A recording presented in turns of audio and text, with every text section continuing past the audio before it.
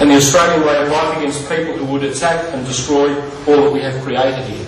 So that's the message of Australia and Purim that I want to put together for you, that in fighting the Hamans of our time, smaller though they are than Haman and Hitler, OBL or Jamaah Islamiyah, we're defending not just Jewish people's rights to safety and security, but the Australian way of life.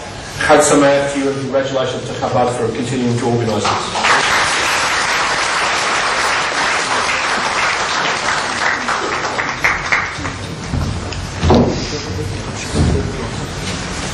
Thank you for those words, Mr. Danby.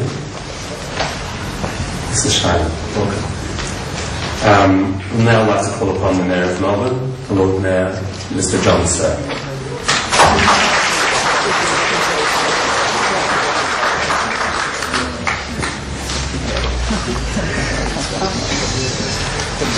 I would like to also thank our Lord whereby Han Herzog, who is in New York, who organized today's celebration here in the town hall, and whereby Solomon Beshovsky and Rabbi Noam Paul and Senator the Honorable Minister Rob Kemp, and to state and federal members of Parliament Michael Danby, Helen Shardy and Tony Lupton, and committee leaders, distinguished guests, ladies and gentlemen. I respectfully acknowledge that we gather here on the traditional land of the Kulin Nation, which is now known as Melbourne, and on behalf of the City of Melbourne, it's my honor to attend the 2004 Purim luncheon.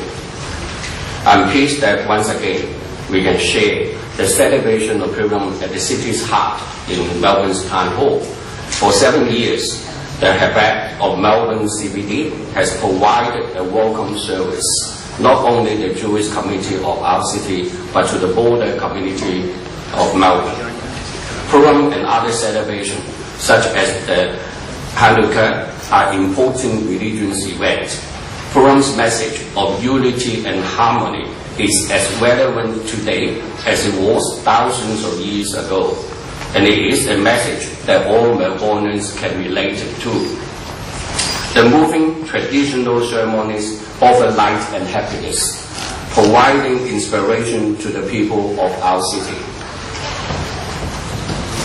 The harmony that exists in Melbourne and the colourful life we enjoy has at its foundation our multicultural heritage. On behalf of the City of Melbourne, I would like to express my gratitude to Rabbi Han Herzog and the members of the Chabad of Melbourne CBD for the intellectual, artistic, religious and social contribution you make to Melbourne, making Melbourne one of the best cities. I thank you once again for the invitation to take part in today's luncheon and wish you and your families the very best of Purim. Thank you.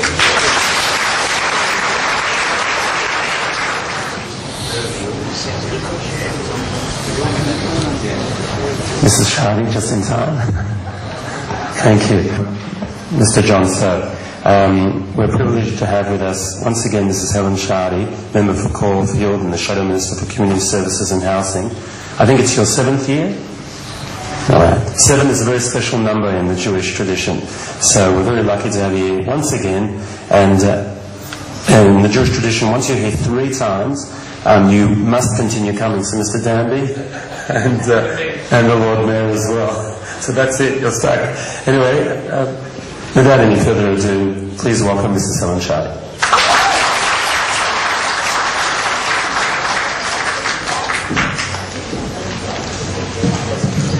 Thank you very much indeed. I obviously take tradition very seriously. The 3-time rule I do take very seriously, and I've driven up from the Mornington Peninsula to be here today. Even though I was a little late, I hope you'll excuse me for that lateness, but I would dare not miss. And I'd like to recognise Rabbi Wasowski, other rabbis who are here today, my parliamentary colleagues, Senator the Honourable Rod Kemp, Don't you love it? Senator, the Honourable Rodman. Sounds good, doesn't it? Something I'll never ever get. Of course, my other parliamentary colleagues, Michael Danby, member for Melbourne Ports, Tony Lupton, the member for Purim. And today I'd also like to welcome David Southwick, who is the Liberal candidate for Melbourne Ports. Ladies and gentlemen, it's a great pleasure to be here, and of course I have attended every one of these Chabad of CBD's Purim celebrations since the inauguration year, and I do usually mention the fact that the very first time I attended it was such a small celebration. I was one woman, I think, with 15 men, and today it's very different, and it's a very happy occasion. And I'm not going to talk politics because this year is a federal election year, not a state election year, and I can leave that to my other colleagues, and I'm sure they have been speaking politics all day. But in any event, we usually talk about the story of Esther. We talk about the Persian king, Ahasuerus. We talk about Haman. We talk about Mordecai. We talk about the triumph of good over evil. And we usually relate that to the Middle East. We usually relate that to Israel. And we usually talk about the fact that we hope the forces of good indeed do triumph over the forces of evil, and that Israel will remain a Jewish homeland safe within its borders. And that is something I think we all adhere to and take very seriously. But I have been reading some commentary about the book of Esther, and I just thought I'd talk about a few different things in relation to the festival of Purim, because I found this quite interesting. And of course it's a story that goes back for a very long period of time.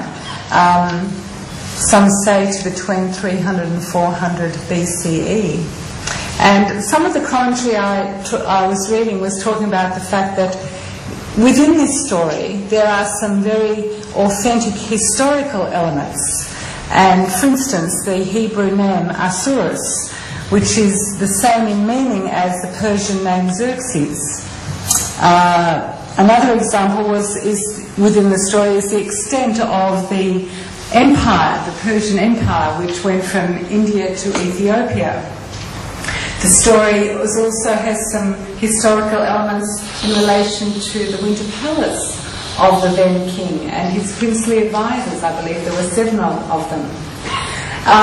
This commentary also says there's other evidence that the conclusions by these scholars were that maybe there are some elements that are not totally historically accurate, but help make the story a good story nevertheless.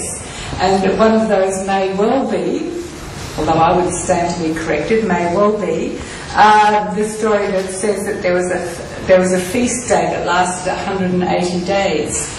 I suspect we cannot imagine a feast that lasts 180 days.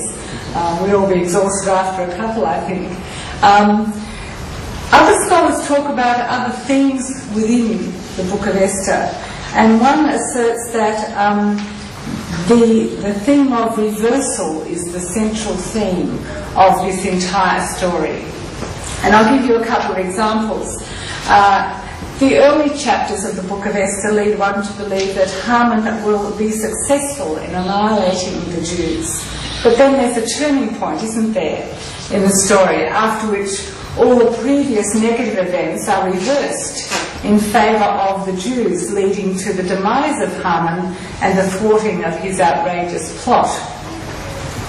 I'm also told that reversal even underlies the rabbinic dictum that one is permitted and even expected to get inebriated during the festival of Purim until one is no longer able to distinguish between cursed be Haman and blessed be Mordecai. Now, I don't know whether that really happens to people, whether they get so inebriated that they can no longer distinguish between these two very important things that we all have to say. The commentary also pointed to the many humorous and ironic features of the book of Esther. For instance, the king's letter ordering all men to be masters of their own homes, as a result of which it is expected that all wives will treat their husbands